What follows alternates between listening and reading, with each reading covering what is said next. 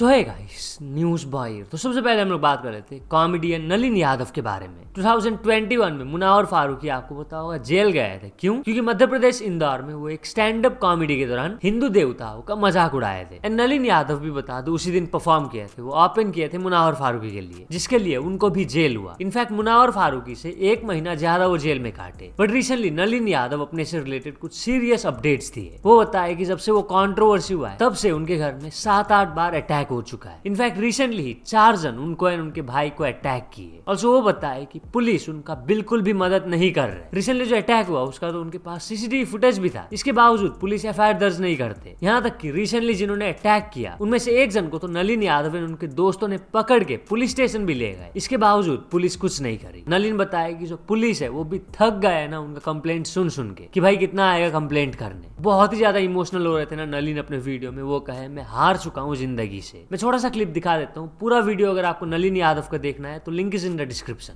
हाय, मेरा नाम नलिन है और मैं 2021 से पहले स्टैंड अप कॉमेडी करता था 5 साल तक। 2021 में मुझसे एक गलती हो गई कि मैं मुनावर फारूकी के लिए ओपन कर रहा था। मैं गलती इस चीज को इसलिए कहूंगा क्योंकि मैंने कभी नहीं कहा कि एक गलती थी मेरी, क्योंकि मैं उस वक्त मुझे लगता था कि मैं शायद सच के साथ में खड़ा हूँ। एक चुटकुले के लिए किसी को जेल नहीं होनी चाहिए, किसी के साथ मारपीट नहीं होनी चाहिए। और मेरे शहर में जब कोई बाहर से बंदा आके मेरे भरोसे पे आया है और उसको अगर लोगों ने घेर के रखा हुआ है और उसके साथ मारपीट हो रही है तो मैं उसके साथ में खड़ा था और मुझे नहीं लगता था कि उसमें कुछ भी गलत था। पर अब वो खुद ही कई बार आके टीवी पे बोल चुके हैं, लाइव टीवी पे या अलग अलग जगह पे, कि उनसे एक गलती हो गई थी। तो अगर वो अपनी गलती मानते तो शायद फिर मेरी भी एक गलती थी। बट 2021 के बाद मैं 2 महीने जेल में रहा हूँ, ठीक मुनावर फारूकी से 1 महीना ज्यादा। उसके बाद सबसे लास्ट में मैं ही निकला था जेल से।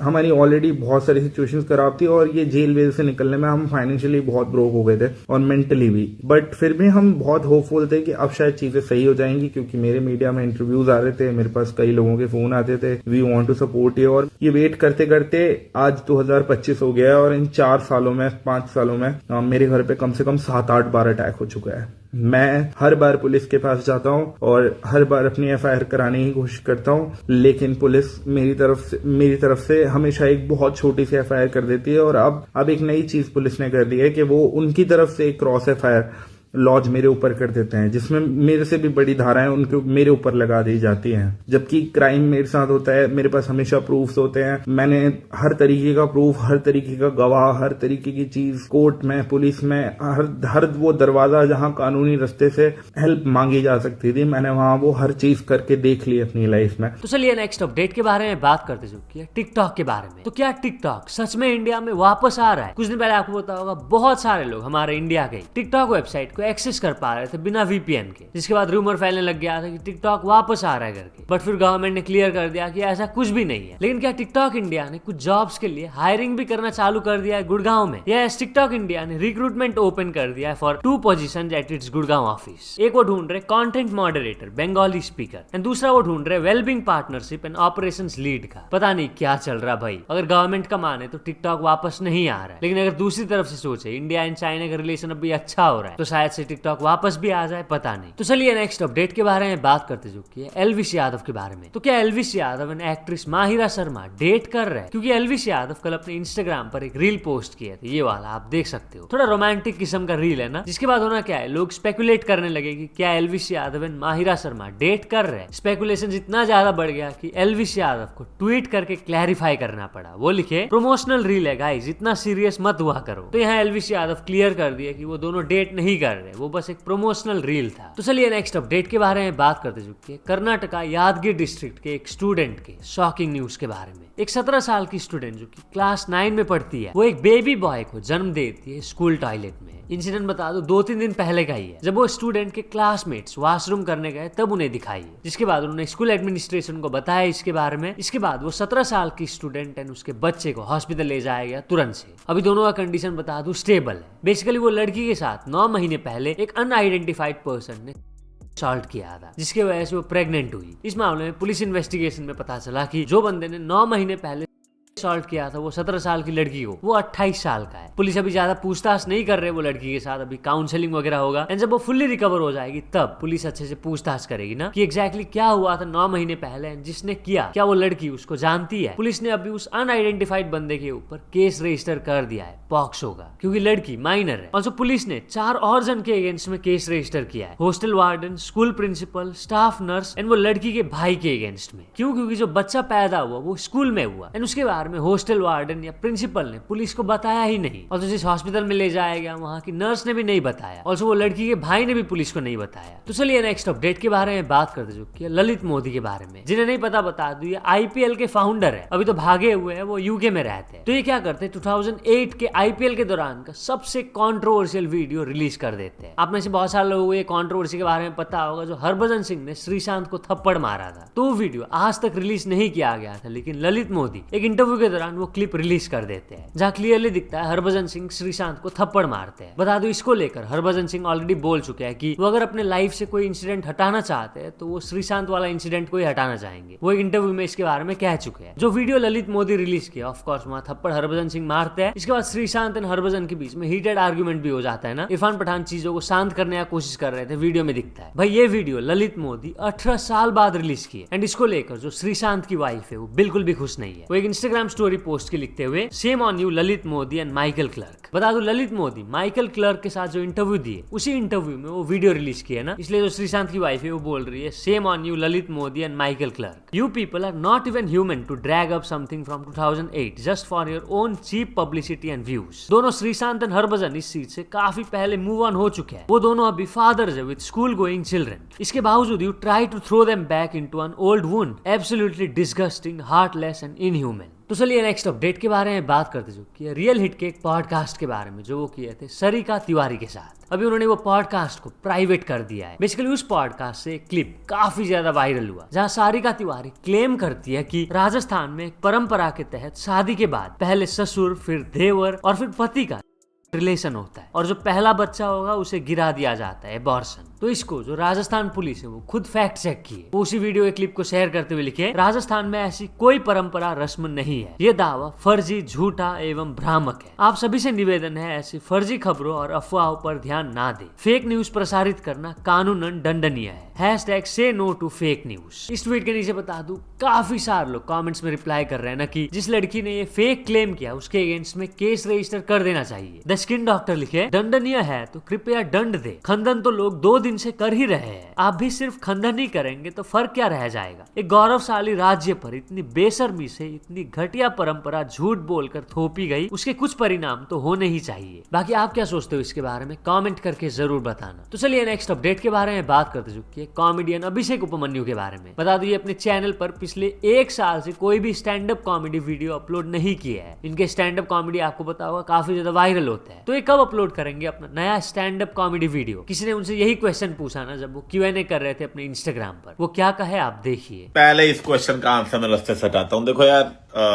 दिसंबर जनवरी तक मैं कोशिश कर रहा हूँ, ठीक है। मैं शो तैयार कर रहा था, फिर कुछ उसमें गलती हो गई, फिर मुझे लगा ठीक करते हैं, फिर मैंने 1-2 चीजें और चेंज कर दी। तो बार बार ऊपर नीचे, कभी शो खराब जाता तो मैं कुछ चेंज कर देता हूँ। जो भी वो है, दिसंबर जनवरी तक मैं कोशिश कर रहा हूँ कि कर दूं। उसके बाद एक द वीडियो तो डाल ही दूंगा मैं, स्पेशल चाहे ना भी डाल पाऊं, बट हाँ दिसंबर जनवरी तक कोशिश है डालने की, ठीक है बस। ऑल्सो इनएक्टिव का बात हो रहा तो बात कर लेते हैं UK07 राइडर के बारे में। तो UK07 राइडर अपने मेन चैनल पर एंड ऑल्सो अपने व्लॉगिंग वाले चैनल पर पिछले कई हफ्तों से एक्टिव नहीं है, जबकि वो रेगुलरली अपलोड करते थे, आपको पता होगा। तो ऐसा क्यों? इससे रिलेटेड वो अपडेट दिए। बेसिकली वो अपना खुद का रिजॉर्ट खोल रहे हैं। वो लिखे 4 months of hard work, having a dream of my own resort, making it brick by brick. इसलिए कोई व्लॉग्स या स्टोरीज पोस्ट नहीं कर रहा था, बिकॉज ये मेरा एक और ड्रीम है जो मैं अचीव करना चाहता था। एंड टू बी ऑनेस्ट, कुछ और दिन बस, इसके बाद अंदरी स्टेज विल बी रेडी। और बहुत सारी खुशखबरियां देनी है आप लोगों को, तैयार रहना ब्रो सेना। जो रिजॉर्ट खोल रहे उसका नाम होगा अंदरी स्टेज। तो चलिए नेक्स्ट अपडेट के बारे में बात करते चुकी है इलॉन मस्क के बारे में। तो इलॉन मस्क यूएस के पॉलिसी मेकर्स को कॉल आउट किए। बेसिकली एक ट्विटर यूजर न्यूज आर्टिकल का एक स्क्रीनशॉट डाले थे जहां लिखा हुआ है कि जो चाइनीज सोलर है वो इतना ज्यादा एक्सपांड हो रहा है कि अर्ली 2030 तक चाइना सन से इतना पावर जनरेट करेंगे जितना कि यूएस पूरी तरह से खर्च करता है। इसी स्क्रीनशॉट को शेयर करते हुए वो ट्विटर यूजर लिखे, ये एक वेकअप कॉल होना चाहिए ये यूएस पॉलिसी मेकर्स के लिए, जिस पर इलॉन मस्क भी एग्री करते, उसी ट्वीट को रीट्वीट करते हुए लिखते या बेसिकली वो यूएस के पॉलिसी मेकर्स को कह रहे हैं कि जागो भाई जागो, देखो चाइना कितना आगे बढ़ रहा है सोलर पावर के मामले में। तो चलिए नेक्स्ट अपडेट के बारे में बात करते चुकी है अदनान 07 एंड लव कटारिया के बारे में। तो ये दोनों एंग्री रिप्लाई दिए अमाल मलिक को। अमाल मलिक आपको बता हो एक म्यूजिक डायरेक्टर एंड सिंगर है जो कि अभी बिग बॉस में गए हुए हैं। बिग बॉस में बता दो आवेश दरबार एंड उनकी वाइफ नागमा भी गई हुई है। तो उनसे रिलेटेड अमाल मलिक बिग बॉस के घर में बाकी कॉन्टेस्टेंट्स के साथ कहते हैं कि आवेश दरबार एंड उसकी वाइफ नागमा मेरे से पंगा नहीं लेंगे या खराब नहीं बोलेंगे मेरे से रिलेटेड, क्योंकि मैं उनको बिजनेस देता हूँ। जब भी मेरा कोई गाना रिलीज होता है, जो मेरा लेबल है वो उनको पैसा देता है गाना प्रमोट करने के लिए। तो ये जो अमाल मलिक ने कहा आवेश दरबार एंड नागमा से रिलेटेड, इसको लेकर Adnan 07 and love Kataria angry reply दिए अमाल मलिक को। क्या कहे वो आप देखिए। वैसे तो मैं बिग बॉस देख रहा नहीं था, पर अभी अमाल मलिक का एक क्लिप देखा जिसमें वो ये बोल रहा है कि आवेश और नगमा उससे पंगे नहीं लेंगे या उससे खराब इस वजह से नहीं करेंगे क्योंकि वो उन लोग को बिजनेस देता है। तो अल्हम्दुलिल्लाह उन लोग बहुत ही अच्छा कर रहे हैं लाइफ में और